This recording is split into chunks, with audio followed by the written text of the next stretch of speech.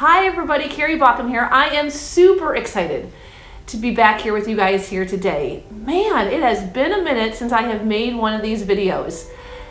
Today I want to talk to you guys about what we can do to support our students when they ask us, how do I draw that? When we take in information with our eyes and our ears, our brain takes in that information, it connects with that information, what we know about that information, and it also visualizes an image. It plays a picture, a movie in our head about that information. And then when we want to take that movie from our head and draw it on paper, our brain then has to tap into our visual library, what our brain knows how to draw instantaneously. Now for some of us, that library is like the shelves are jam-packed full of icons and visuals, and we can imagine a bird and our brain goes, I know how to draw that. It sends a message to our hand and whoosh, boom, it's done. For some of us, we go to that library in our brain, that warehouse, that shelf, and we think of bird. And we're like, I can see the bird in my head. I can imagine what it looks like. But there's nothing on that shelf when it's to send to our hand to know how to draw it. So if that visual library isn't full, how can we fill it?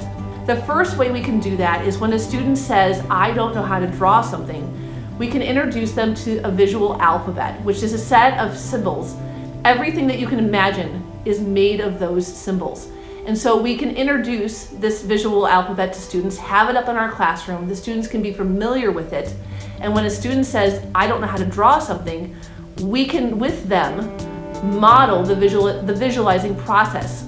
Like, Mrs. Baucom, I don't know how to draw a house. Well, I imagine, remember that visual library or the visual alphabet? I imagine a house as a square, and I would draw a square. And it has a triangle on top, and I would draw the triangle. And oh yeah, sometimes they have a chimney, and that's a rectangle. So I'm gonna draw a rectangle. And so by taking students through these experiences and hearing your words, model the process of visualizing in our head and building the visual with the visual alphabet, it will allow students to practice breaking up more complex visuals into simple parts that they can then visualize and tackle by drawing. Another way that we can support the building of their visual library is by accessing the internet. We have an instant visual library in our hand at all times, or access to it at all times. If we don't know how to draw something, we can Google it. If they don't know how to draw a house, Google it and see if that helps out. The Noun Project is a fantastic website full of icons that are very simple and easy to draw for many, many, many students. Another way we can support students' building of their visual library is to just encourage a risk-taker's mindset. Give them experience and words and time. Let's just give it a try. Go ahead and draw that pencil. Let's just give it a try and see how it goes.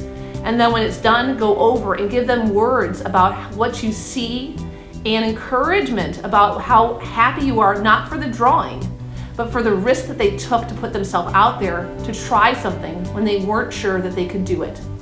And the last way we can help support students' visual libraries is by drawing with them. If we're doing a lesson and students don't know how to draw something, or and students don't know how to draw something, you draw it first and let them copy.